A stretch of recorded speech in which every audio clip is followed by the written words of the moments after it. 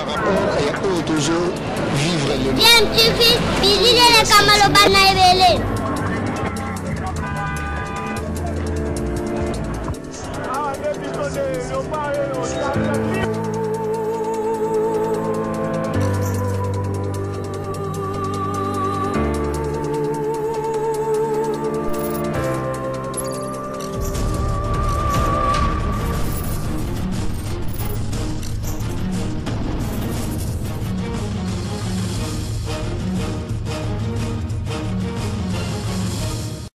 Tu veux toujours un enfant.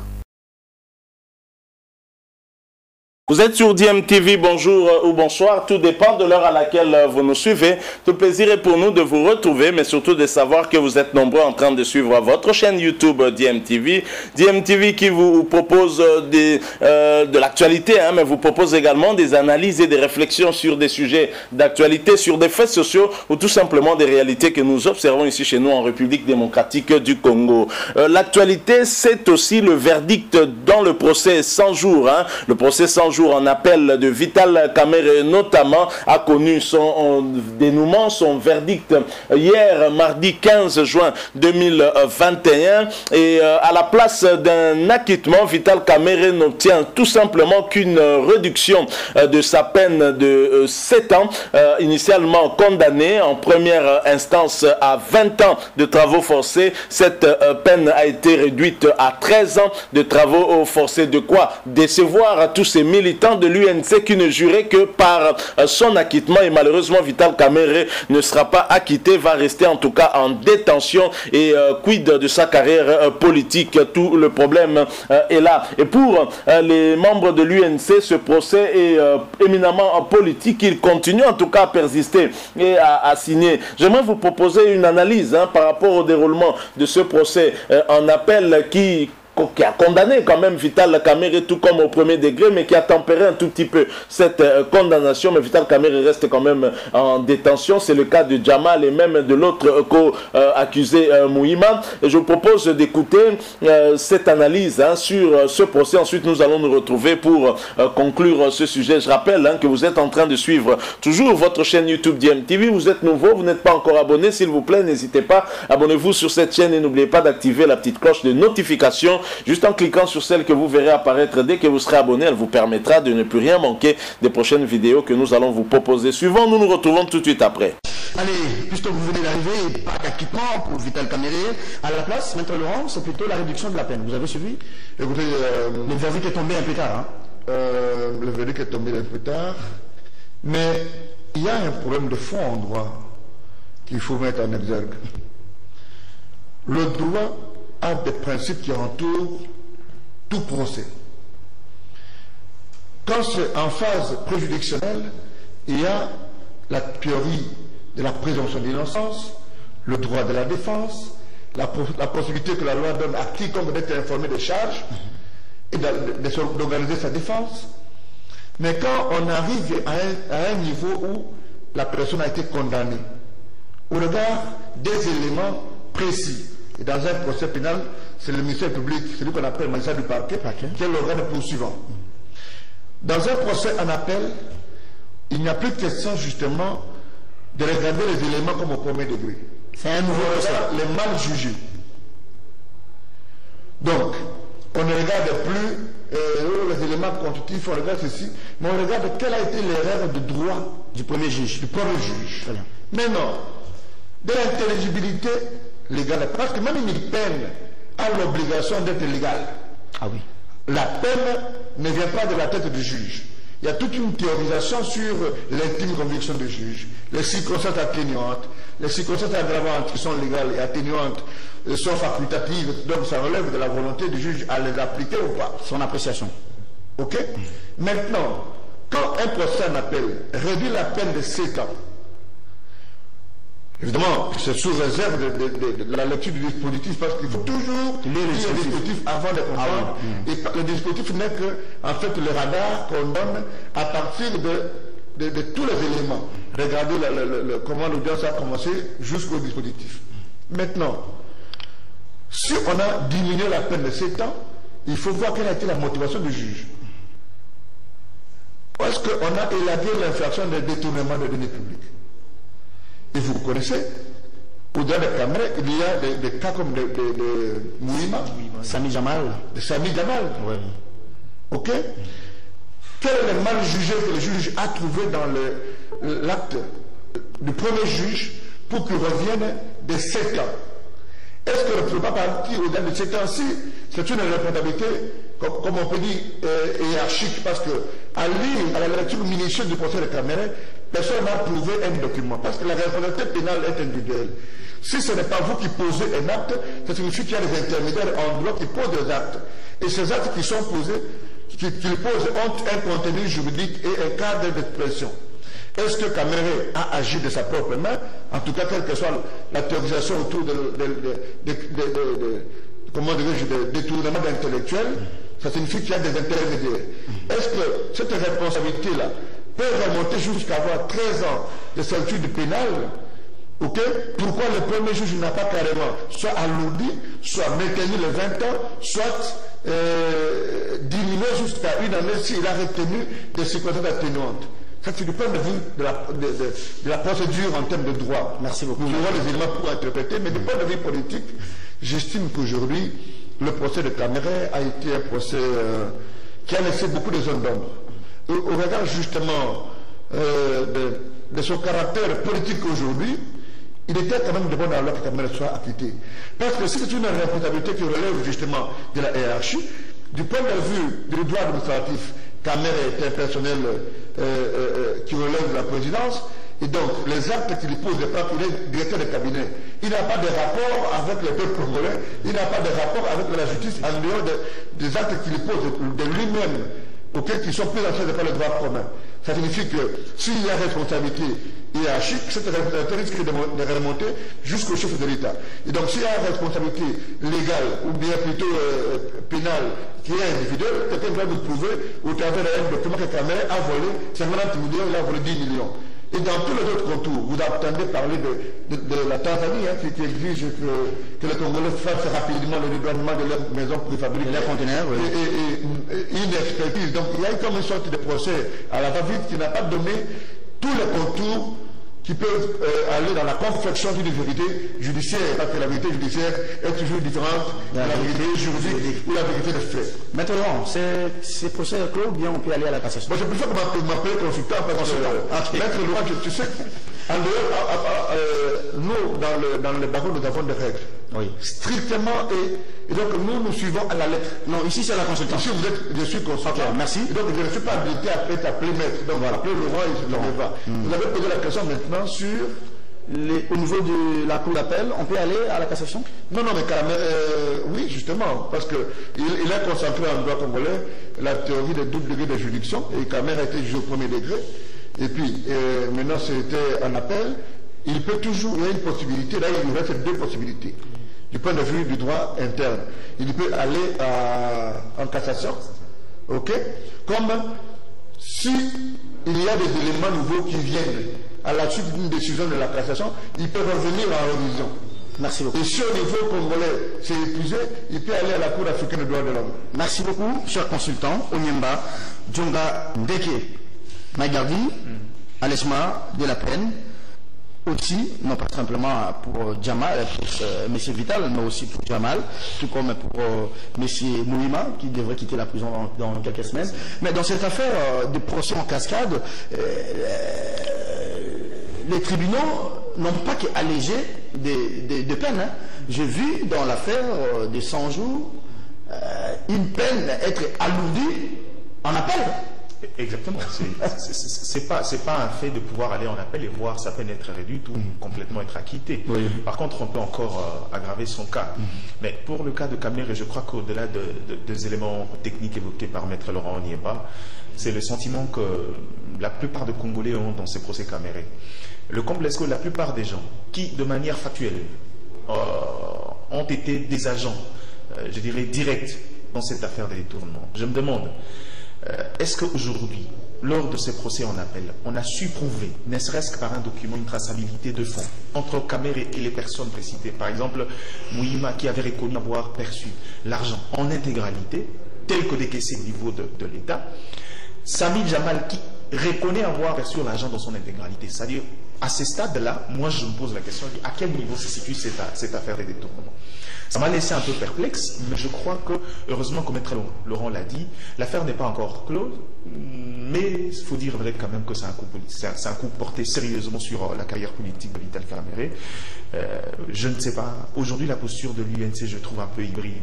On ne peut pas continuer à dénoncer des choses et vouloir garder la main en restant encore sur le plan. Autrefois, on pouvait qualifier d'intelligence cet acte-là, mais aujourd'hui, je crois que c'est un peu de la lâcheté. Fallait être dans le mangeoire, au même moment vous dénoncez un peu ces politiques en évoquant tous les faits qui... Non, ce sont vos partenaires qui vous montrent, c'est ça. C'est-à-dire, vous évoquez des faits qui font voir qu'il y a un peu de l'hypocrisie envers vos partenaires. Vous continuez à garder la main dans la gestion de la République pour continuer à dénoncer de l'autre côté. C'est un peu, moi je pense que c'est aussi un peu maladroit de la part de l'UNC. Il faut prendre une position claire et nette actuellement. Est-ce que vous pensez qu'il y a franchise dans cet accord pris avec l'Union Sacrée dans sa forme générique? Si vous pensez que c'est un procès politique, alors prouvez-nous à suffisance que c'est vraiment un procès politique, prouvez-nous votre mécontentement. Vous ne pouvez pas prétendre être mécontent et continuer à être encore s'aligner derrière une directive qui, malheureusement, continue à faire du mal à l'ensemble du parti.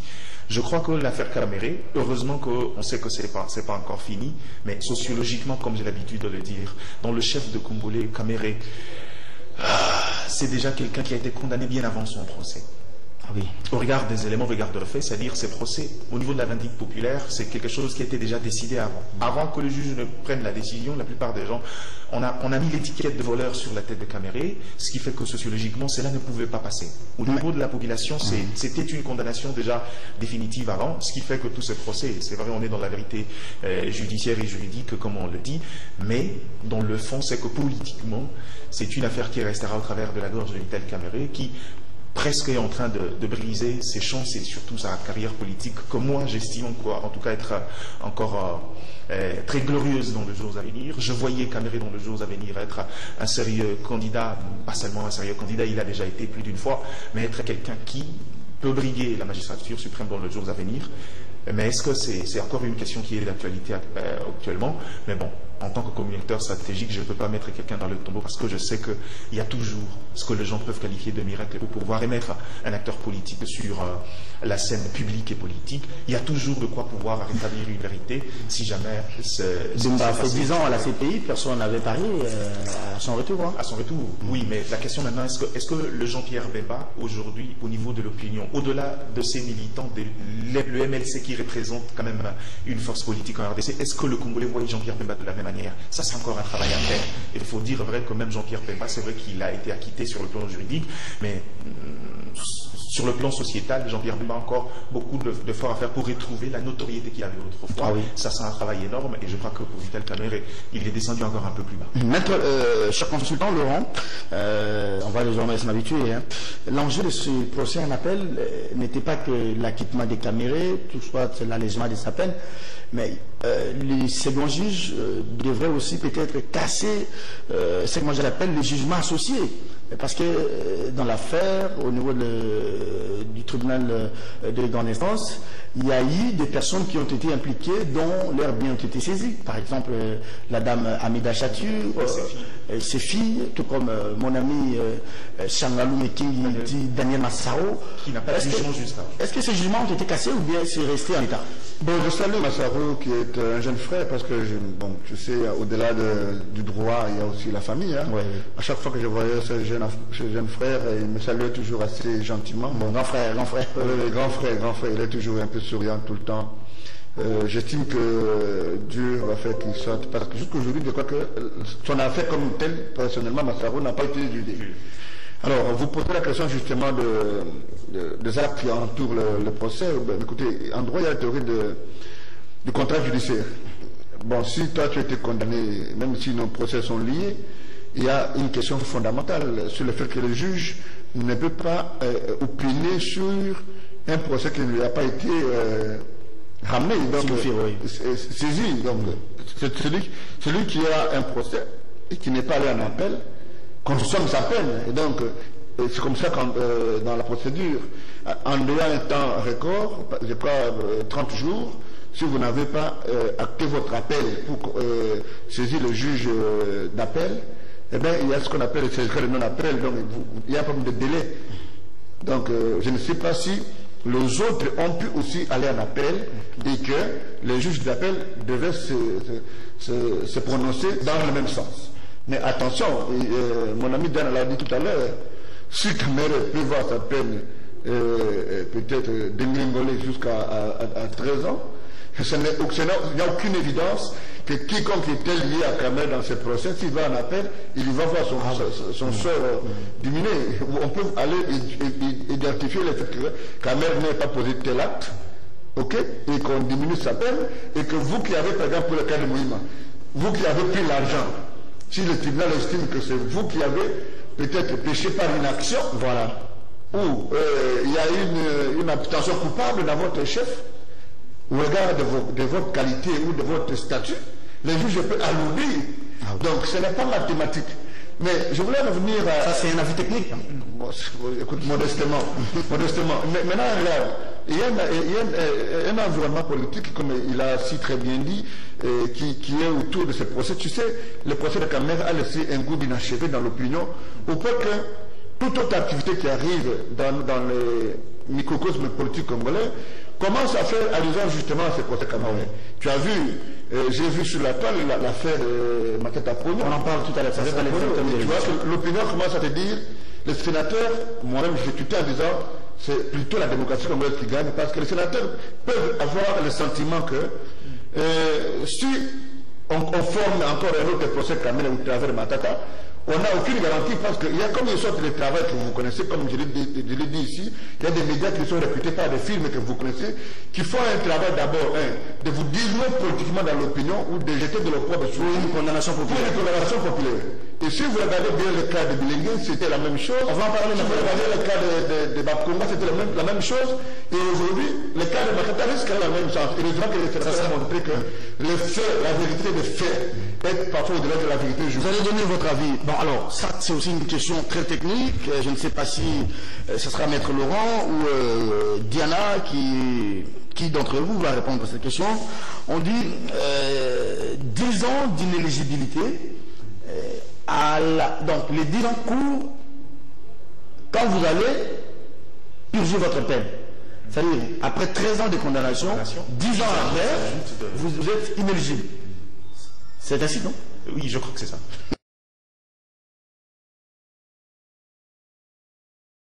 Voilà, nous sommes de retour. Vous venez de suivre cette analyse de Gardi Diana ainsi que de Laurent Onyemba. Une analyse pertinente qui nous a en tout cas alimenté, surtout celle de Laurent Onyemba, juriste qu'il est. Et je pense que ça nous a permis de comprendre un peu tous les contours autour de ce procès. Un procès qui laisse quand même un goût d'inachevé aux observateurs congolais qui ne comprennent pas pourquoi Vital Kamere continue à rester en prison si et seulement si finalement ce pourquoi on l'a condamné finalement n'a pas été prouvé. Vital Kamere reste néanmoins en prison, même si en appel le tribunal a estimé bien évidemment que cette peine devait être réduite à hauteur de cette année. Alors Vital Kamere a encore la possibilité d'aller en cassation et donc ce n'est pas fini, il n'a pas épuisé toute la procédure par rapport à sa situation. Nous attendrons voir ce qui va arriver. Sur le plan politique aussi, vous le savez, son parti politique, l'UNC et ses alliés, bien évidemment, continuent à croire en son innocence. Et pour son parti politique, on a d'ailleurs suivi le tout nouveau secrétaire général de l'UNC nouvellement nommé, Billy Kambale, ministre honoraire, qui était plutôt menaçant, que si Vital Kamere était, si la condamnation de Vital Kamere était confirmée en appel. Alors là, c'est confirmé, on attend, on n'a pas encore suivi une déclaration officielle de l'UNC, ça ne saurait tarder, mais dans l'entretemps, Vital Kamere va rester en prison et son avenir politique, bien évidemment, est aussi compromis, puisqu'il ne pourra être candidat à l'élection présidentielle en 2023 parce qu'il sera tout simplement en détention. Donc voilà, un procès en appel qui n'aura peut-être pas corrigé les erreurs du procès auprès premier degré, où Vital Kamerhe a été condamné à 20 ans de prison. C'est dire qu'en appel, même ce juge confirme les chefs d'accusation, notamment du détournement des deniers publics, et ce qui a fait que la condamnation puisse être confirmée, même s'il y a eu une légère réduction